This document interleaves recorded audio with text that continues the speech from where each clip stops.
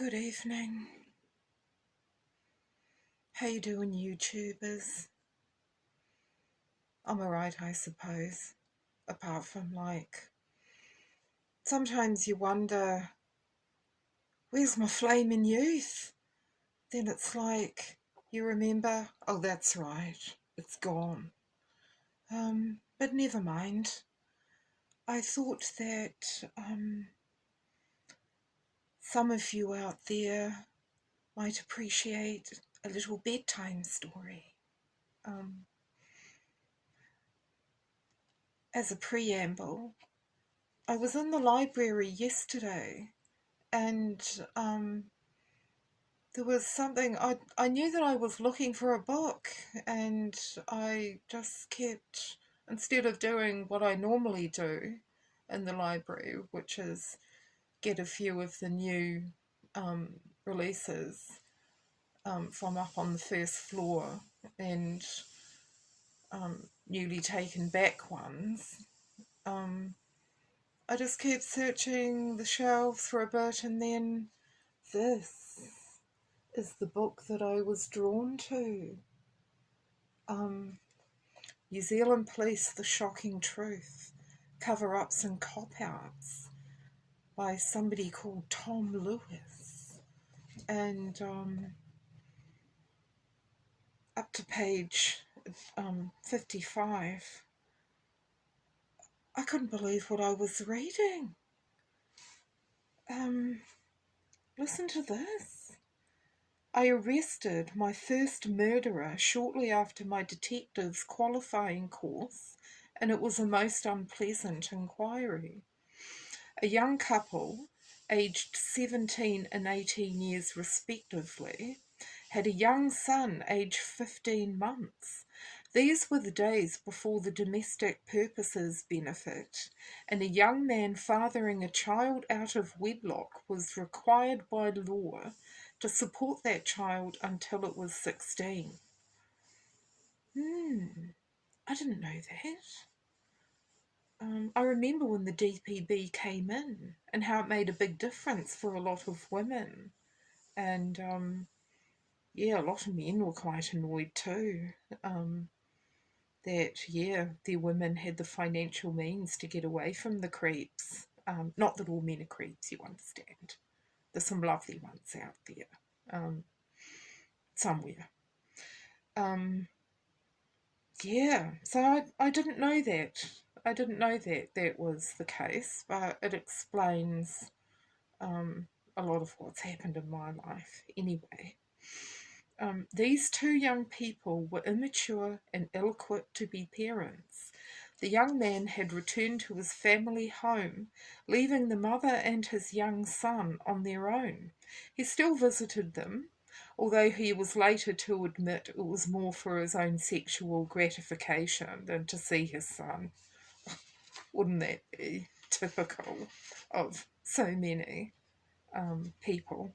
Anyway, the young mother pleaded with him to come back so they could all be together. He agreed on the condition she kill their son. He said, "He's like a millstone around my neck. I'm going to be paying for the kid for years." His own son. Finally, after intense pressure, the mother agreed, but she looked to her partner for guidance as to how the murder should be carried out. He told her of a television program he had watched where a woman had drowned almost instantly after being dragged along the bottom of the bath quickly by the ankles, which caused water to fill her lungs instantly. Must have been quite a big bath and a small woman, you would think. Anyway, after killing the child in this manner, she was told to pretend that she had left it alone in the bath for a short period while taking a phone call. The death would then appear accidental.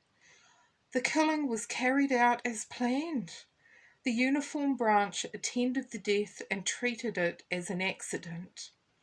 This was understandable as they were confronted by a distraught mother who gave her version of events in between sobs and hysterical screaming. I want to add at this point, I myself have had the experience of seeing something on a TV show and thinking, oh, that might work for me.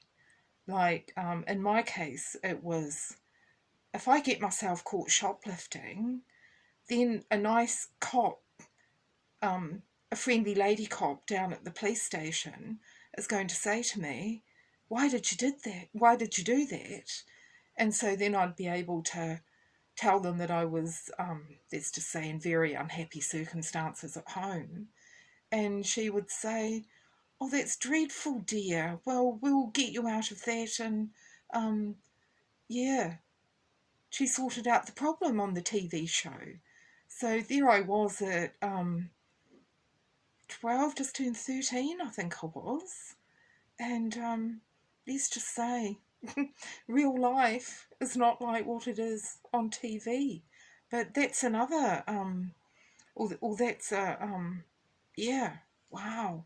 He got the idea for the other thing off the TV show. Anyway, on with the bedtime story.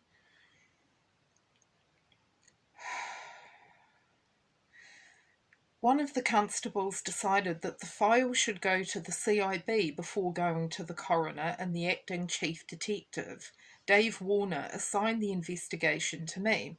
Detective Constable Jim Miller, now the officer in charge of the Dunedin Police District, assisted me.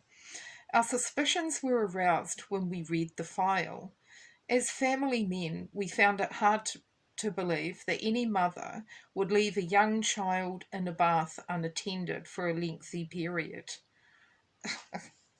Well, he obviously never met my mum, because I have a definite memory of being put into the bath on a nice hot sunny afternoon and being quite happy there for a while,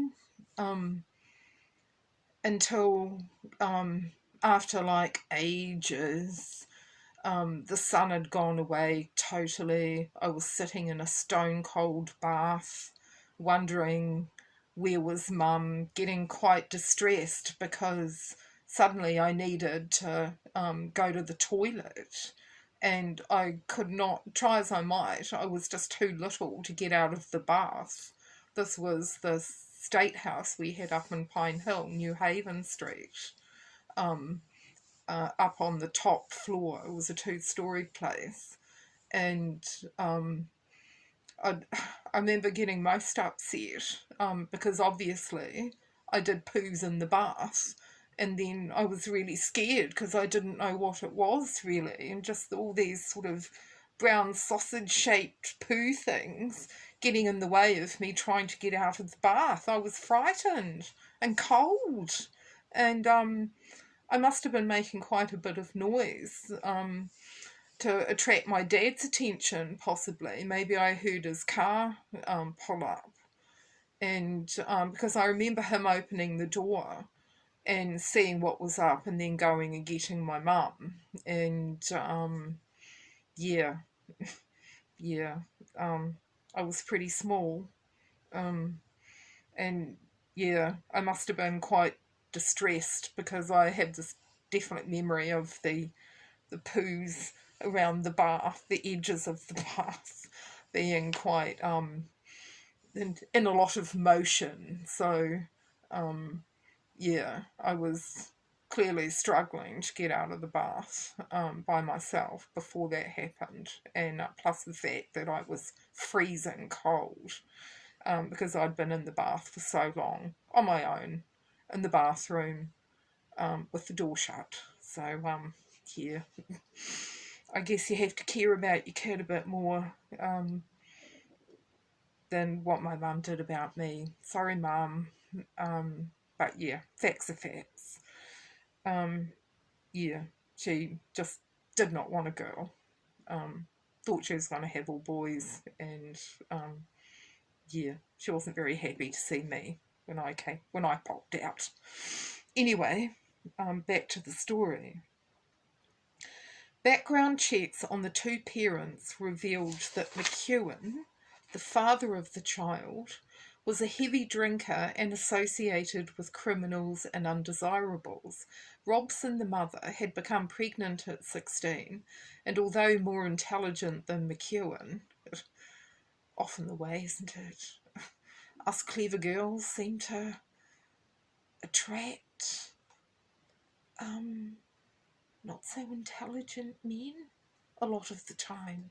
Or maybe it's you just get abused by the boys because they don't like being beaten by a girl, and that makes you vulnerable.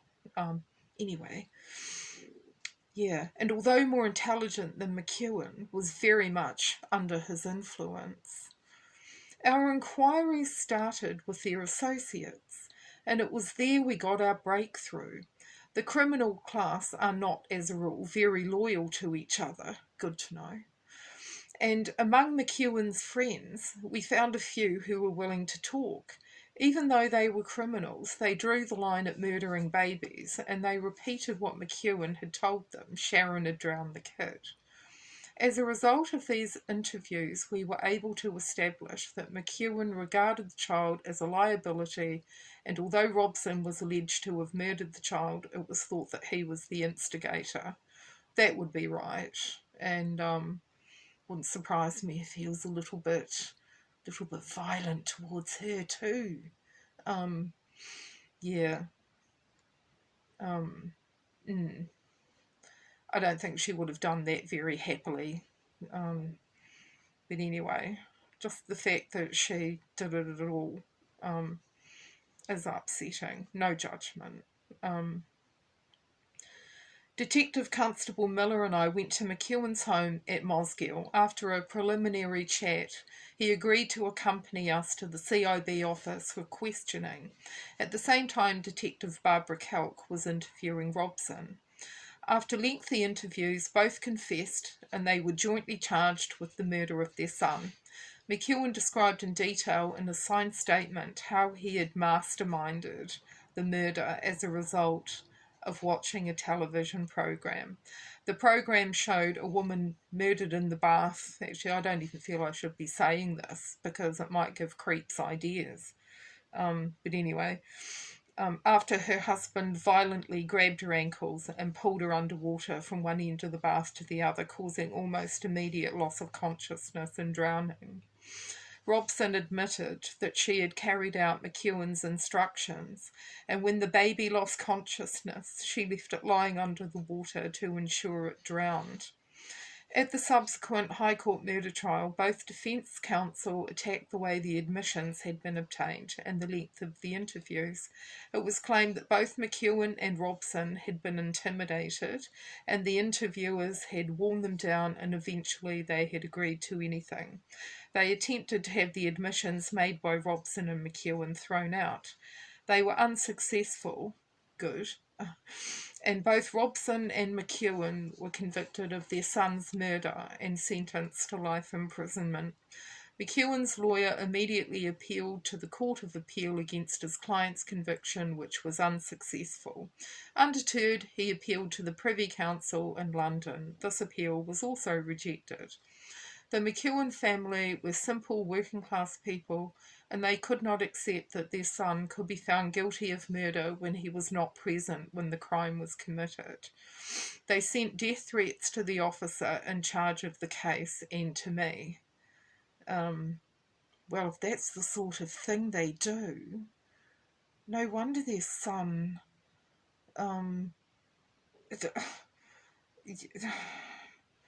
got ideas like that and thought they were okay.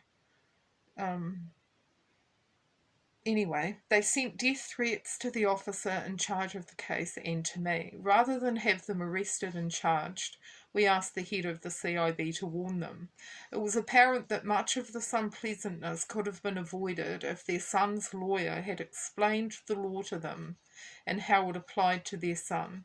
Unfortunately, his Privy Council trip only gave them false hope. Now, that is a sad story. So sad, and it breaks my heart that that young woman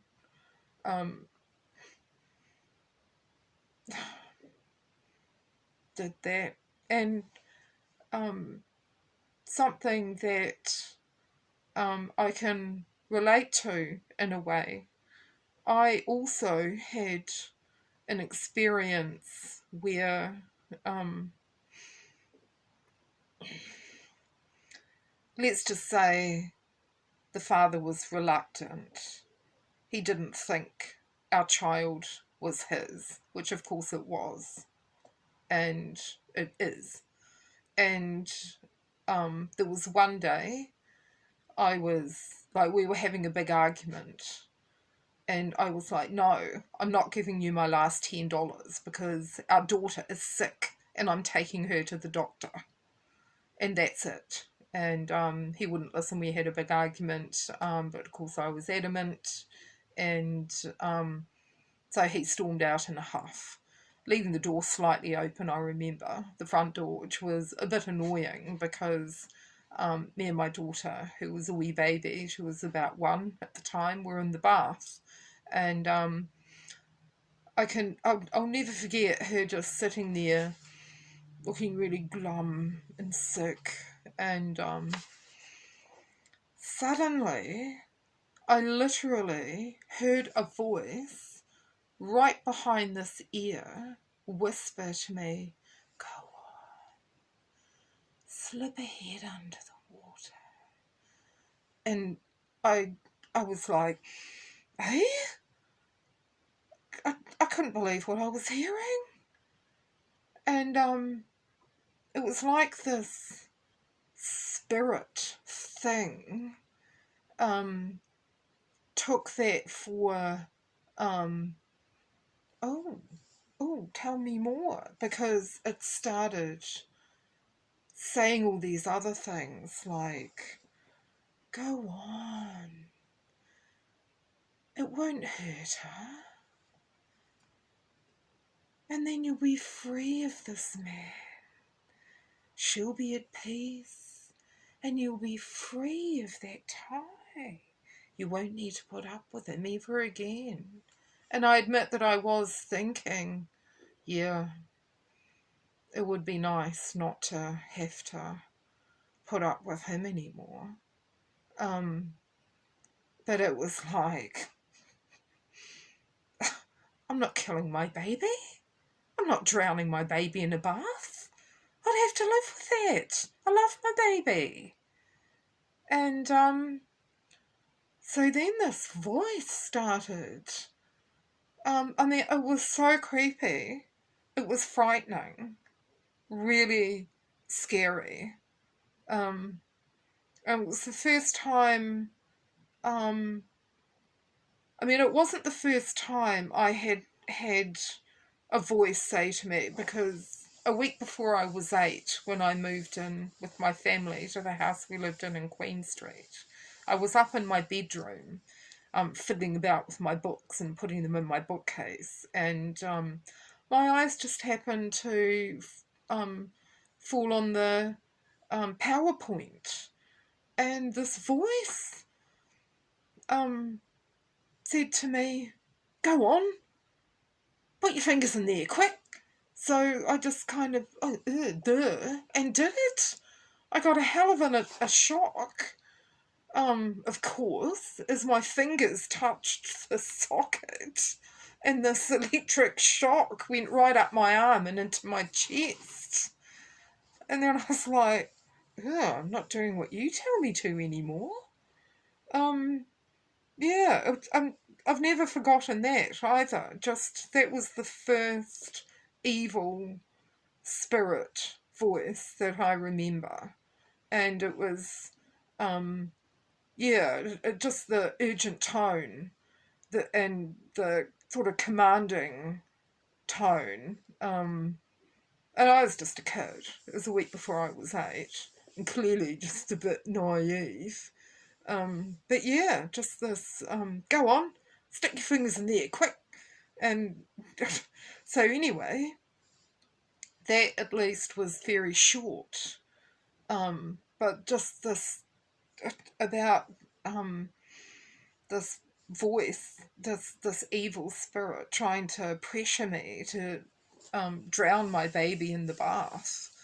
um, it turned really nasty and was trying to bully me into do it instead of being seductive and giving me all the positives that might come from doing that.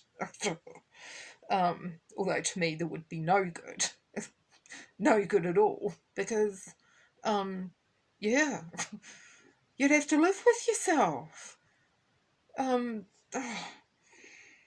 awful, awful. But anyway, this voice just was haranguing me, saying stuff like, um, do you think you're a good mother, do you? Do you think you're the best mother in the world or something then, do you? Um, and just trying to bully me into um, drowning my baby in the bath, which I was not going to do, no matter how much trouble I might have been in store for, and no matter how bad things had been. I mean, they could have been a lot worse. But yeah, I mean, yeah. On the domestic violence scale, it was nowhere near as severe as other cases that other women have had to put up with. And yeah, so for anyone else out there who, I mean, you've got to resist these voices. Never think, oh, God told me to do it, so I have to.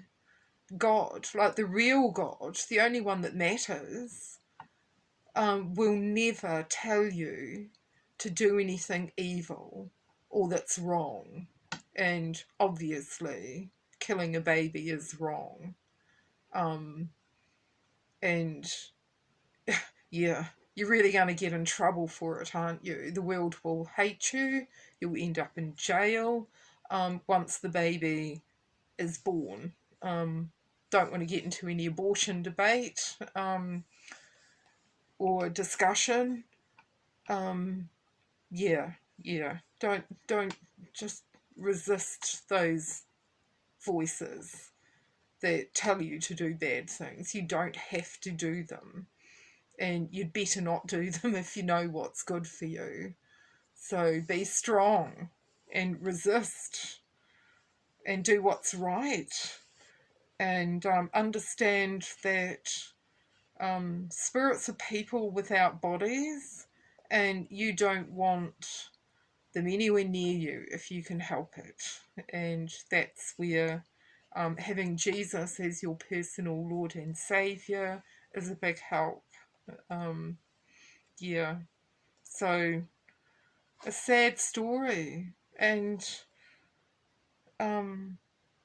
yeah, I feel creepily struck by the coincidences with certain things that have happened in my own life. And, yeah,